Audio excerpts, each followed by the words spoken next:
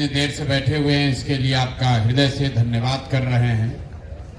हम लोग को कोई जल्दी नहीं है। अगर आप चाहें, बहुत साथियों ने हाथ उठाया, बात करना चाहते, हम यहीं रहते हैं, हमें कोई जल्दी नहीं है।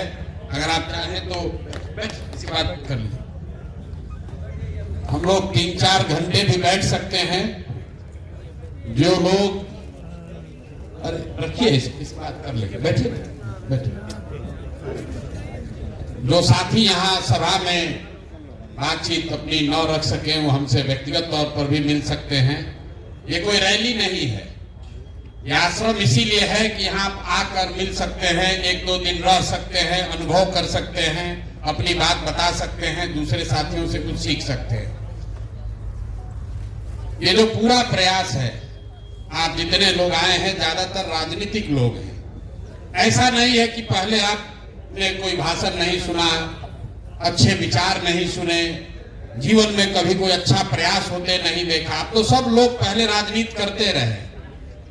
ऐसा भी नहीं है कि एससी समाज से लोग एमएलए एमपी नहीं बने। ये एकमात्र ऐसा समाज है जिसको पूरी भागीदारी बाबा साहब के वजह से मिली हुई है, फिर भी कोई फायदा नहीं हुआ। बाकी पिछड़ा समाज के लोग अगर कहते हैं कि भैया हम लोग को भागीदारी चाहिए, एससी समाज के लोग तो ये भी नहीं कह सकते। भागीदारी तो आपको बाबा साहब के वजह से पहले से मिली हुई है, कोई वो छीन नहीं सकता। इसलिए ये चिंतन की जरूरत है कि भागीदारी के बावजूद आपकी दशा क्यों नहीं सुधरी। ये आपको क्या बताता है कि किसी व्यक्ति के एमएलए बनने से, किसी के एमपी बनने से, तो चाहे जनसुराज से बन जाए, कांग्रेस से बन जाए, किसी दूसरे दल से बन जाए, उससे समाज सुधर जाए ये जरूरी नहीं। प्रशांत किशोर बन जाएंगे, मनोज भारती बन जाएंगे, जनसुराज की सरकार आ जाएगी तो सब सुधर जाएगा, ऐसा नहीं है। ऐसा होता तो बहुत लोग पहले बने हुए हैं। जब जीवन राम जी यहाँ से उप प्रधानमंत्री बन गए, हम उन्हीं के क्षेत्र सासाराम से आते हैं, वहां दलितों की स्थिति किसी दूसरे क्षेत्र के दलितों से अलग नहीं। रामविलास जी इतने लंबे समय तक बहुत बड़े नेता रहे, लेकिन पासवान समाज की स्थिति बहुत अच्छी हो बिहार में, ऐसा नहीं। मांझी जी यहाँ मुख्यमंत्री बने, अभी भी मुख्यमंत्री हैं, बड़े मंत्री हैं केंद्र में, लेकिन आज भी मांझी समाज की क्या स्थिति है ये आपसे छुपी नहीं है। अभी मैं एक आंकड़ा देख रहा था, कोई कह रहा है 48% दलित पढ़े लिखे हैं। ये सरकारी आंकड़ा है। सिर्फ 3%, 100 में 3 दलित समाज के बच्चे 12वीं पास करते हैं बिहार में। 100 में 3 आदमी ही दलित समाज का आज पढ़ाई कर रहा, 12वीं पास कर रहा है। ये स्थिति तब है जब 40 विधायक दलित समाज के हैं। यहां से कई एमपी जीत कर गए हैं जो आपके समाज के हैं। मेरे भाई, सिर्फ राजनीतिक भागीदारी से समाज नहीं सुधर सकता। हमने पैदल चलते हुए जो अनुभव किया, हमने गांव-गांव में देखा, दलितों की जो सबसे बड़ी परेशानी है वो है सामाजिक शिक्षा का अभाव। अगर फॉर्मल शिक्षा नहीं भी है, शिक्षा को लेकर कोई सोच ही नहीं है। बाबा साहब का मूर्ति लग गया है हर गांव में, लोग माला पहना रहे। बहुत गरीब परिवार में भी, दलित टोलों में हमने देखा, लोगों ने चंदा करके बाबा साहब का मूर्ति लगा लिया। लेकिन बाबा साहब ने जो कहा और कहने से ज्यादा जो अपने जीवन में उन्होंने किया, जब मौका लगा किसी दूसरे से मदद भी लेकर सबसे पहले पढ़ाई की। आजादी की लड़ाई को छोड़कर भी बीच में पढ़ने गए। ये बात बताती है कि शिक्षा का कितना बड़ा महत्व उन्होंने खुद समझा था। तो बाबा साहब को श्रद्धांजलि सिर्फ जय भीम नारा लगाने से नहीं होगा। अपने बच्चों को पढ़ाने के लिए कुछ कीजिएगा, तब कुछ बात बनेगी। यहाँ से विधायक कितना आदमी बन सकता है? अगर बहुत जनसुराज का आंधी आ जाएगा तो 40 आदमी बन जाएगा। दलित समाज के जितने साथी हम लोग से जुड़े हुए हैं, हर आदमी तो विधायक नहीं बन सकता है। इसीलिए जो अभियान हम लोग शुरू कर रहे हैं, ये वोट मांगने का अभियान नहीं है। जनसुराज का सरकार बने न बने, हम लोग को सफलता मिले न मिले, लेकिन एक बात तय है, अगले 1 महीने में आपकी मदद से कम 1000 दलित साथियों को इकट्ठा करके, उनको प्रेरित करके, उनसे अनुनय विनय करके, उनको साधन देकर जरूर दलित गांवों में, बस्तियों में, टोलों में जन सुराज लोगों को भेजेगा, ताकि घर घर लोगों को कहा जाए कि एक बच्चा, कम से कम एक बच्चा अपने परिवार से चुनो जिसको तुम पढ़ाओगे। सफलता जन सुराज को मिले न मिले, इस पूरे अभियान में 3 महीना अपना जीवन का निकालिए, सिर्फ 3 महीना निकालिए जीवन का। आपका 1 रुपया लगेगा नहीं। वो साधन, वो व्यवस्था, वो गाड़ी, वो पैम्पलेट सब आपको जन सुराज से मिलेगा। 14 तारीख को बाबा साहब का जन्मदिन आप मनाइएगा। 3 महीना फरवरी, मार्च और 14 अप्रैल तक, मतलब कुल मिलाकर 100 दिन भी नहीं है। 100 दिन अपने समाज के लिए निकालिए। वो गाड़ियों से टोलों में जाइए और घरों में लोगों को संकल्प दिलवाइए कि एक बच्चा, कम से कम एक बच्चा जरूर पढ़ाएंगे। ये जागरूकता पैदा कीजिए। जन सुराज का जो होगा सो होगा। इस अभियान से अगर 10,000 बच्चे भी स्कूल चले गए तो आपकी मेहनत और ये पूरी साधना, पूरा प्रयास, उसको सफल मान लिया जाए। 10,000 बच्चों का जीवन सुधारिए, ये संकल्प के लिए यहाँ जुटे हैं। वोट नहीं मांगना है। इस पूरे अभियान में आपको वोट नहीं मांगना है। सिर्फ और सिर्फ जाकर दलित बस्तियों में ये बात बतानी है कि एक बच्चा भी पढ़ाओ। हम ब्राह्मण समाज से आते हैं। हमारे दादाजी भूमिहीन थे, बैलगाड़ी चलाते थे। मैं सभाओं में कहता हूं, इतने गरीब थे कि हमारे बाबा 3 लोग थे, 2 आदमी शादी नहीं किया कि खिलाएंगे कैसे। हमारे पिताजी 7-8 भाई बहन लोग थे। किसी को पढ़ाने का साधन नहीं था। सब लोग मजदूरी करके एक हमारे बाबूजी को पढ़ाया। हमारे बाबूजी डॉक्टर बन गए। हमारे पिताजी ने हमको पढ़ाया है, तब न हम इतना खड़ा होकर भाषण कर रहे हैं। ये पढ़ाई की ताकत है। ये पढ़ाई की ताकत है। आप चाहे ब्राह्मण हैं, कुशवाहा हैं, यादव हैं, दलित हैं, पढ़ोगे नहीं तो आगे निकल नहीं सकते हो। यही उपाय है। इसलिए पहला प्रयास, पहले लोगों को पढ़ाने के लिए जागरूक करना है। ये आपको लगता है कि सब लोग पढ़ाना चाहता है, स्कूल नहीं है, ऐसी बात नहीं है। गरीबी में जो 10 साल पूरा 2-2 जनरेशन से रह गया है, 2-2 पीढ़ियों से जो गरीबी में रह गया है, उसके परिवार वाले को लगता है कि पढ़ा लिखा के भी क्या होगा भैया, उसके बाद वो नौकरी नहीं मिलता है। हमने कई दलित बस्तियों में बात की है। लोग कहते हैं भैया पढ़ लिख के क्या होगा, हमको नौकरी दिलवाइए। उसको ये समझ नहीं है कि बिना पढ़ लिख कर अगर नौकरी करेगा तो उसका लड़का मजदूरी ही करेगा। बिना पढ़े लिखे आप कलेक्टर नहीं बन सकते। ये बात लोगों को बताने की जरूरत है। और खाली चुनाव की बात मत दिन रात सोचिए। पेरियार से बड़ा कोई दलित चिंतक नहीं हुआ। पेरियार जीवन में कभी चुनाव नहीं लड़े। इसका मतलब ये नहीं है कि उन्होंने समाज के लिए कुछ किया नहीं। राजनीति का मतलब सिर्फ चुनाव लड़ना नहीं है। राजनीति में सिर्फ चुनाव लड़के ताकत नहीं है। हम तो जीवन में एमएलए एमपी नहीं लड़े हैं, तो हमारी ताकत नहीं है।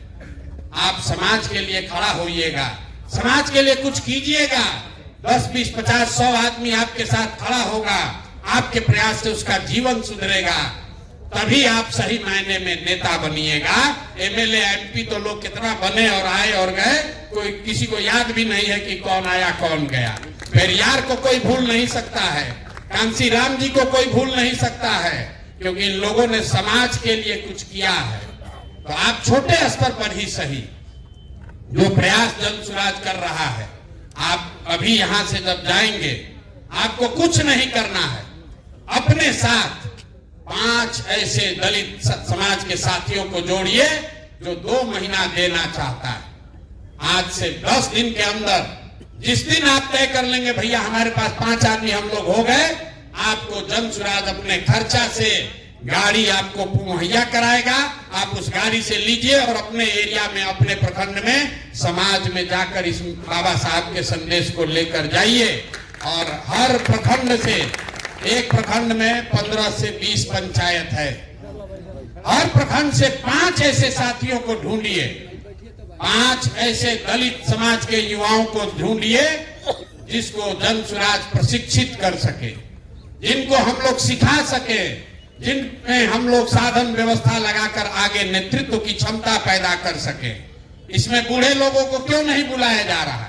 जो बूढ़ा है उसका तो अनुभव है, वो तो राजनीति कर ही रहा। जो 20 साल से 40 साल का लड़का है, जो अनुसूचित जाति समाज का है, उसको मोबाइल चलाने आता है या नहीं आता है, उसको कोई ऊपर बढ़ाने वाला नहीं है, उसके बाबूजी विधायक नहीं है, उसके पास पैसा नहीं है, वो मुखिया लड़ सकता है, उसको कोई बताने समझाने वाला नहीं है। हर पंचायत से 5 ऐसे लड़कों को चुनकर निकालिए और 14 अप्रैल को जब हम लोग बाबा साहब का बर्थडे मनाने के लिए जुटेंगे तो ऐसे 50,000 बच्चों के लिए प्रशिक्षण की व्यवस्था, उनको राजनीति में आगे बढ़ाने की व्यवस्था जन स्वराज अपने खर्चे पर करेगा। वो सारे आपके समाज के बच्चे होंगे। इतना काम आप कर सकते हैं कि नहीं कर सकते? हो सकता है कि नहीं हो सकता है? सब लोग सोच के बताइए, हाथ मत उठाइए। हो सकता है ना भाई? और आपको कोई मॉनिटरिंग नहीं करेगा, कोई मॉनिटरिंग नहीं है कि गाड़ी आप लेकर कहां गए। आप गाड़ी ले जाके रिश्तेदार के यहाँ भी घूमिए, कोई दिक्कत नहीं। अपना बेटा बेटी के यहाँ भी घूमिए। लगना चाहिए कि जन स्वराज का एससी समाज का नेता है, इसको जन स्वराज से वो व्यवस्था मिली हुई है। अगल बगल का आदमी देखेगा तो कहेगा कि ये जन स्वराज का एससी समाज का नेता है।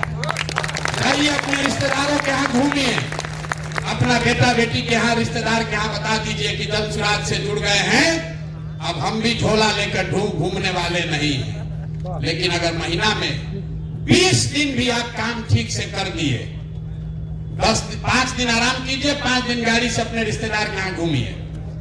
हम आपको सामने से कह रहे हैं, लेकिन कम से कम 15-20 दिन जरूर मेहनत कीजिए, 15-20 दिन जरूर मेहनत कीजिए। एक पंचायत में 1 दिन दीजिएगा तो 5 अपने अच्छे एससी समाज के बच्चों को ढूंढ कर निकाल लीजिएगा। 2 महीना समय है। एक प्रखंड में मुश्किल से 15-20 पंचायत है।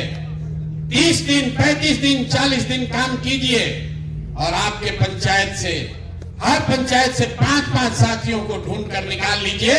100 बच्चों का जीवन सुधारने का रास्ता आप बन सकते हैं, जरिया आप बन सकते हैं। इस संकल्प के साथ जाइए। एक आदमी इतना बड़ा मैसेज लेकर घर घर आप नहीं पहुंच पाइएगा।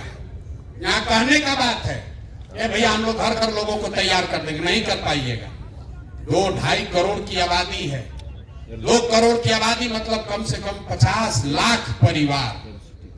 50 लाख परिवार तक 500 आदमी नहीं पहुंच सकते हैं। लेकिन आपके जरिए अगर 50,000 बच्चे तैयार हो गए तो उनके जरिए घर घर पहुंचा जा सकता है। तो जब अप्रैल में 14 अप्रैल को 50,000 अंबेडकर वाहिनी के साथी खड़े होंगे तो जून में सब परिवार में जाकर हम लोग कोशिश करेंगे कि बच्चों को, एक बच्चों को कम से कम ले जाकर स्कूल में एडमिशन कराया जाए। तब ये अभियान पूरा होगा, जिसका दूसरा चरण है। तो पहले चरण में आज आपसे मिल रहे हैं। आपके पास 10 दिन का समय है। 10 दिन में 5 लोगों का अपना टीम बना लीजिए। 5 लोगों का टीम बना लीजिए और एक कोई युवा साथी जोड़िए जो आप काम कीजिएगा उसका वीडियो बनाए और सोशल मीडिया पर डाले। इस चीज को सीखिए, ये बहुत बड़ा हथियार है। प्रशांत किशोर गांव-गांव चले हैं, ये आपको कैसे पता है? आप में से बहुत सारे साथी आपके गांव में हम नहीं गए, आपने उसको सोशल मीडिया पर देखा। तो जो काम आप करते हैं उसको फेसबुक पर डालना सीखिए, तभी वो बात घर घर आपका पहुंचेगा, आपका प्रभाव बढ़ेगा। वरना आप सोचिएगा कि हम लोग तो दलित समाज का भैया नेता हैं, हम लोग को इस फेसबुक से कैसे काम चलेगा। बहुत लोग आकर कहता है, अपने आप को आप पीछे कर रहे हैं।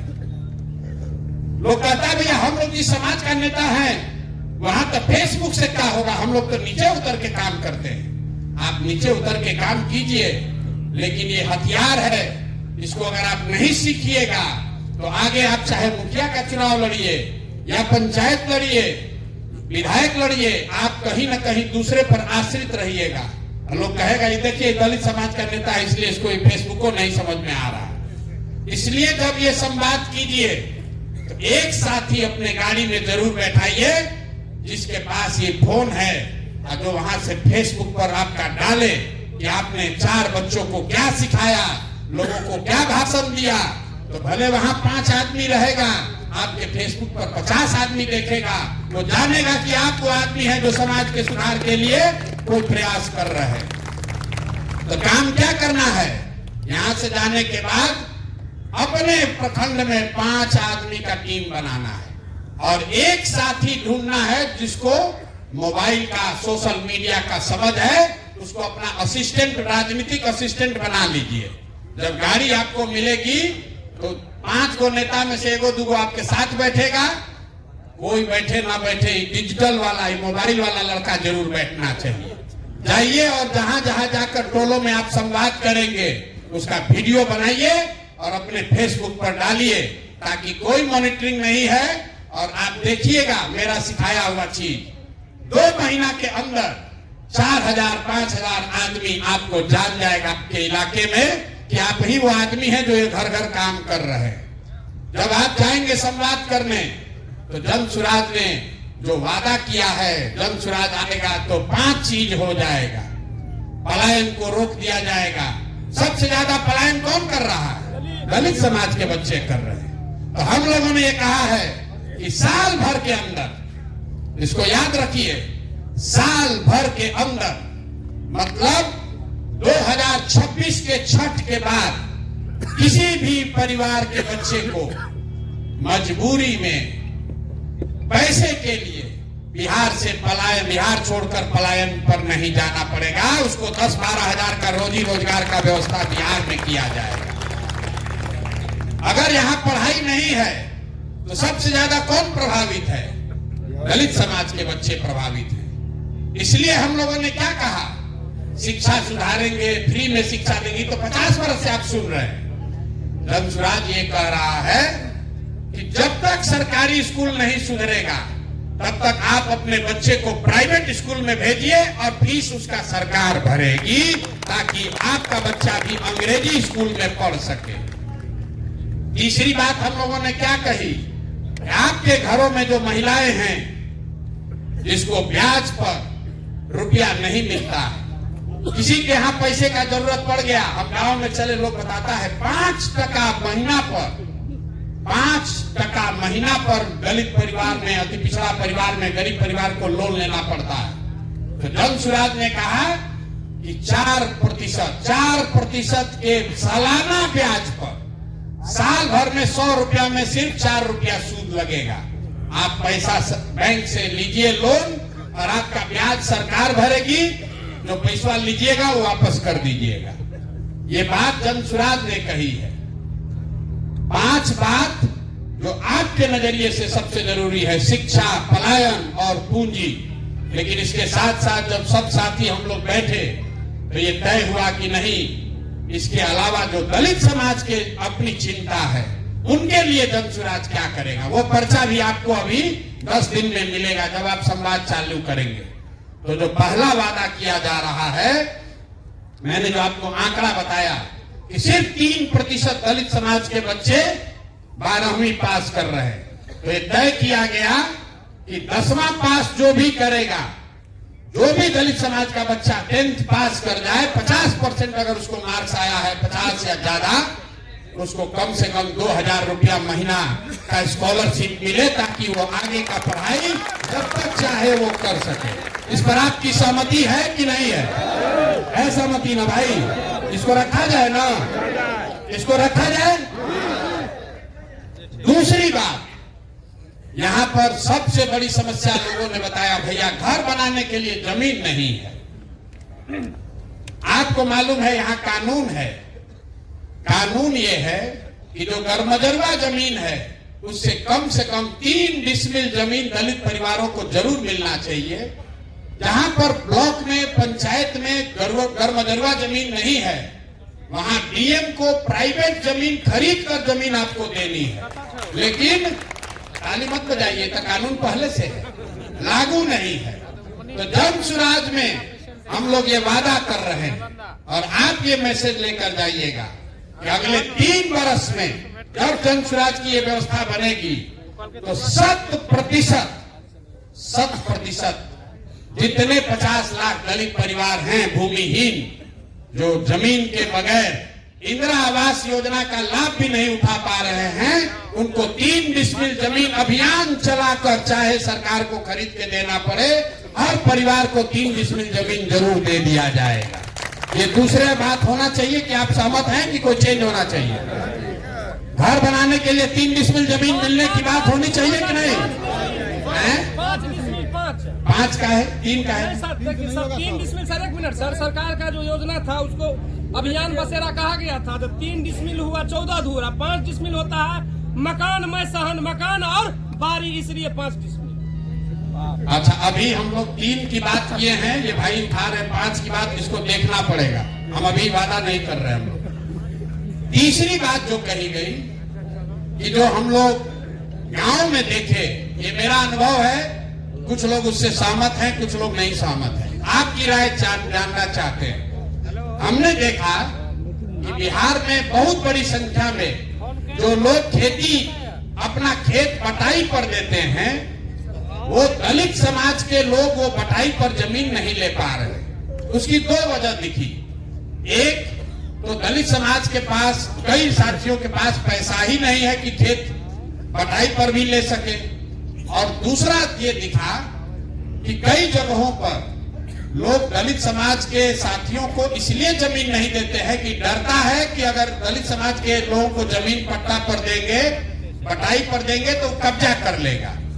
चूंकि पहले यहाँ जमीन को लेकर संघर्ष चला है, तो इसलिए जन सुराज ये सुझाव के तौर पर रख रहा है, आप लोग इस पर अपना मत दीजिए कि अगर जन सुराज की व्यवस्था बनेगी तो सरकारी जमीन जो है उसको सरकार पट्टे पर दलित समाज के साथियों को प्रायोरिटी पर दे, ताकि आप भी खेती कर सके और आपको मजदूरी न करना पड़े। दलित समाज में एक बहुत बड़े वर्ग को किसानी से जोड़ा जाए, इसलिए ये हम लोग वादा करना चाहते हैं।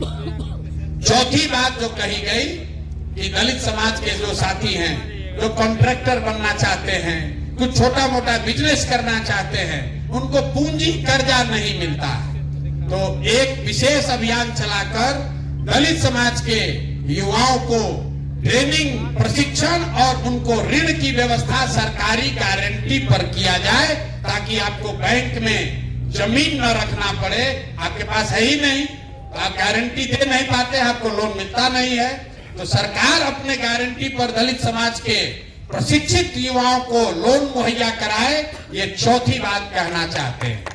और 5वीं बात जो राजनीतिक है, जितनी आपकी संख्या है, आपको रिजर्वेशन आरक्षित सीट पर मिला हुआ है। जन सुराज ये कह रहा है कि नहीं, जिन सीटों पर दलित समाज की संख्या है, वहां काबिल लोग हैं, वो सीट भले आरक्षित नहीं है, लेकिन अगर काबिल कोई दलित समाज का व्यक्ति है तो उसको भी चुनाव लड़ाया जाए, चाहे वो मुखिया की बात हो या विधायक की बात हो। हम आपको अपने अनुभव से बता रहे हैं। अभी रामगढ़ में चुनाव हुआ, रामगढ़ कैमूर में अभी उपचुनाव हुआ। वहां पर लोग कहते हैं कि ये चित्तौड़गढ़ है, यहाँ पर राजपूत छोड़कर दूसरा कोई नहीं जीत सकता। बसपा का भी वहां बड़ा प्रभाव है, लेकिन वहां पर आज तक कोई दलित विधायक न लड़ा न कोई जीता, जबकि सबसे बड़ी आबादी वहां पर करीब 25% आबादी दलितों की है। राजपूत वहां 12% है, 25% वहां पर अनुसूचित जाति समाज के लोग हैं, लेकिन उनको भागीदारी नहीं है। हम लोगों ने कोशिश की कि वहां पर कोई अनुसूचित जाति समाज का आदमी चुनाव लड़े, और आपको जानकर आश्चर्य होगा, बहुत प्रयास करने के बाद भी वहां दलित एक्टिविस्ट हैं, बसपा से जुड़े हुए बड़े बड़े दलित समाज के लीडर हैं, लेकिन किसी का हिम्मत नहीं पड़ा वहां कि जन सुराज के खर्चा पर भी कोई चुनाव लड़ने के लिए तैयार नहीं हुआ। कहता ना भैया यहाँ नहीं चुनाव लड़ सकते, इसलिए ये जो पांचवी बात है कि जो सीट आरक्षित नहीं है, अगर वहां संख्या है, अगर वहां अनुसूचित जाति समाज का कोई काबिल व्यक्ति है, तो उसको लड़ने का, भागीदार बनने का, लोकतांत्रिक प्रक्रिया में हिस्सा बनने का उसको अधिकार दिया जाए। एक और बात सुझाव के तौर पर आया है, अभी उसको शामिल नहीं किया गया है, वो है दलित थानों की बात। कुछ साथियों ने कहा कि ये भैया अनुमंडल के स्तर पर अनुसूचित जाति समाज के लिए विशेष थाने बनाए जाने चाहिए। ये आप समझते हैं कि बहुत जरूरी है कि इसके बगैर भी काम चल सकता है? अरे भैया जरूरी तो सब चीज है, 5-6 को चीज करना है, इसको शामिल करोगे तो एक चीज हट जाएगा। मतलब अनुसूचित जाति समाज के लिए हर प्रखंड में या अनुमंडल में थाना हो, ये कितना जरूरी है? जरूरी नहीं है भैया। आप फिर देख लीजिए, 5 ही चीज रख सकते हैं, तो 5 हमने आपको बता दिया। अगर थाना शामिल कीजिएगा तो कुछ एक चीज हटाना पड़ेगा, तो इसको हटा दिया जाए। हैं? पहले जो 5 बोले हैं ठीक है ना, उस पर सबकी सहमति है, उसी 5 को बना लिया जाए। एक चीज इसमें है कि जो पहला है स्कॉलरशिप, उसी 10वीं से ज्यादा जो पढ़ गया उसको कम से कम 2-2.5 हजार रुपया का सहायता, और साथ में ही जो दलित छात्रावास हैं उसका फिर से पुनर्निर्माण, पुनरुद्धार किया जाए, ताकि वहां पुस्तकालय और रहने की व्यवस्था, पढ़ने की व्यवस्था, वो पहला ही प्रॉमिस में उसको जोड़ा जा रहा है।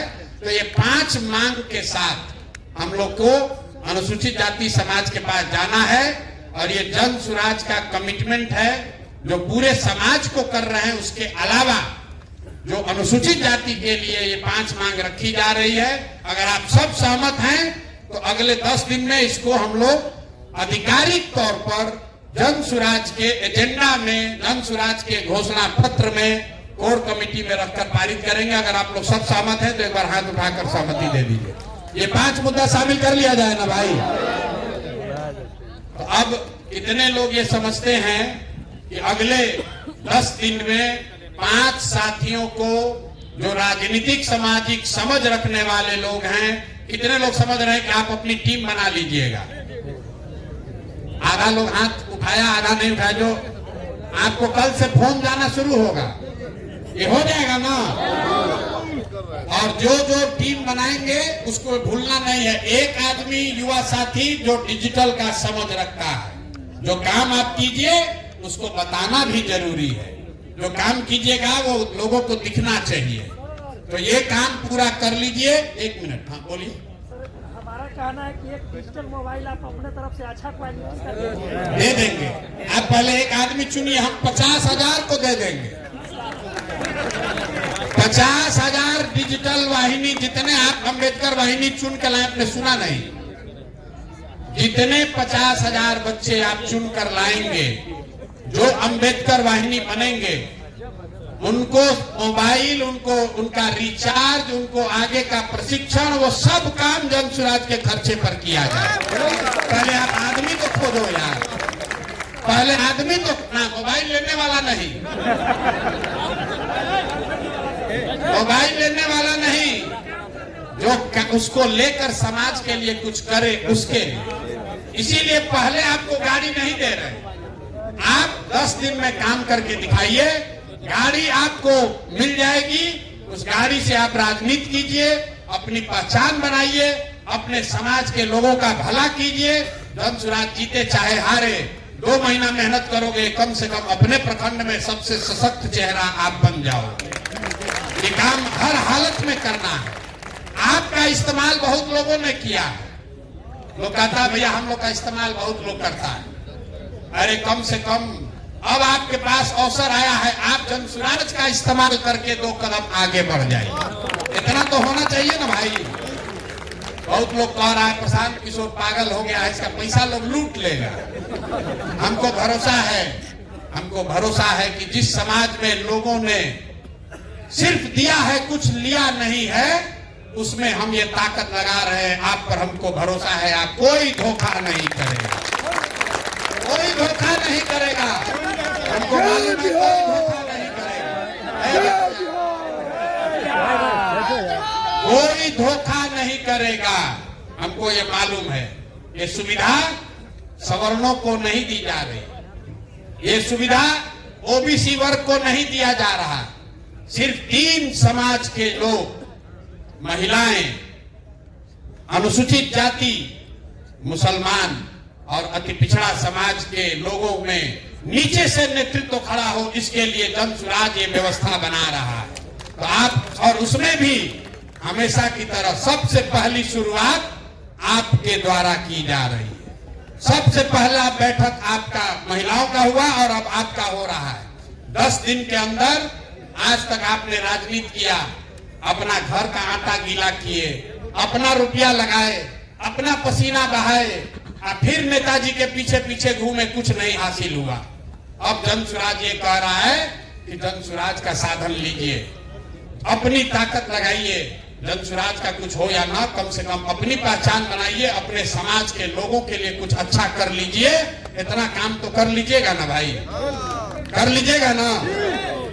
तो 14 तारीख को बाबा साहब का जब जन्मदिन मनेगा तो 50,000 अंबेडकर वाहिनी बिहार से होंगे कि नहीं होंगे? होंगे ना। आप पर भरोसा करके कह दें, प्रेस में कह दिया जाए ना। और एक अंतिम बात, अधिक हो जाएगा, अंतिम बात, ये गांधी और बाबा साहब की जो बात, जब हम पैदल चलना शुरू किए तो बहुत लोगों ने कहा तो गांधी जी का फोटो लगाए हैं भैया, इसमें बाबा साहब का भी फोटो होना चाहिए। और जितने लोग यहाँ बैठे हैं, लोगों से घंटों घंटा हमारी बहस हुई है। इसलिए नहीं कि हमको बाबा साहब का फोटो लगाना नहीं था, हम ये चाहते हैं कि आप इस चीज को समझिए कि ये क्यों दोनों फोटो साथ में है। सिर्फ फोटो साथ में नहीं है, ये देश में पहला ऐसा राजनीतिक प्रयास है जिसमें गांधी के विचारधारा को मानने वाले और अंबेडकर के विचारधारा के मानने वाले लोग साथ में आ रहे हैं, ताकि गोडसे की विचारधारा को हराया जा सके। एक ही सूत्र आप समझिए, बाबा साहब ने क्या कहा, गांधी जी ने क्या कहा। हमने लोगों को यही पूछा कि आप ये बताओ कि अगर आज बाबा साहब होते और आज गांधी जी भी होते और भाजपा की सरकार होती, तो बाबा साहब भाजपा की सरकार से समझौता करते कि गांधी के साथ चलते? गांधी के साथ चलेंगे बाबा साहब की गोडसे के साथ चलेंगे? गांधी के साथ। और गांधी जी किसके साथ चलेंगे, बाबा साहब के साथ चलेंगे कि गोडसे के साथ चलेंगे? तो भाई, आप अपने समाज का एक्टिविस्ट बनकर रह सकते हैं, अम्बेडकराइट है, आप अम्बेडकराइट बनकर रह सकते हैं, लेकिन अगर चुनावी सफलता चाहिए तो कोई एक वर्ग अकेले चुनाव नहीं जीत सकता है। किसी न किसी के साथ आपको सामाजिक राजनीतिक गठजोड़ बनाना पड़ेगा। तो अगर बाबा साहब के मानने वाले लोगों को किसी के साथ समझौता करना है, किसी के साथ गठजोड़ बनाना है, तो मुझे ऐसा लगता है कि गोडसे और गांधी के बीच में बाबा साहब के मानने वाले लोग गांधी को ही चुनेंगे। इसलिए बिहार से ये नूतन नया प्रयोग शुरू किया जा रहा है। सिर्फ फोटो साथ में नहीं है, इन दोनों विचारधारा के लोग जिस दिन साथ में आ गए, आप यकीन जानिए सत्ता आपके हाथ में आनी ही आनी है, कोई रोक नहीं सकता। आप सब आए, आपने बात सुनी, कुछ बात समझ में आया होगा, कुछ बात धीरे धीरे अभी और समझ में आएगा। घबराना नहीं है, सिर्फ चुनाव की राजनीति नहीं है, ये समाज को नीचे से जगाने, समझाने और नई ताकत पैदा करने का अभियान है। इसमें जुड़े हैं, आपसे हम कुछ सीखेंगे, हमसे आप कुछ सीखिएगा, दोनों सब मिलकर एक बेहतर व्यवस्था बनाएं जहां आपके हमारे बच्चों को गरीबी, भूखमरी का शिकार ना होना पड़े। आपके बच्चे भी अंग्रेजी में बोले तब आप कहीं, वो आपका बच्चा कहेगा कि हमारे पिताजी ने, हमारे भाई ने, हमारे चाचा ने वो आंदोलन शुरू किया था जिसके 2 बरस के बाद बिहार में अंग्रेजी स्कूल में पढ़ने की व्यवस्था हुई, उसी से हम लोग पढ़कर आगे बढ़े। तो अगर ये व्यवस्था बनाना चाहते हैं तो खाली बतियाने से नहीं होगा, नारा लगाने से नहीं होगा, 2-4 महीने अपने जीवन का निकाल कर समाज के लिए दीजिए। अगर समाज के लिए देंगे तो अच्छा ही होगा, और अगर आप समाज के लिए अच्छा करोगे तो ऊपर वाला है वो आपके लिए अच्छा ही करेगा।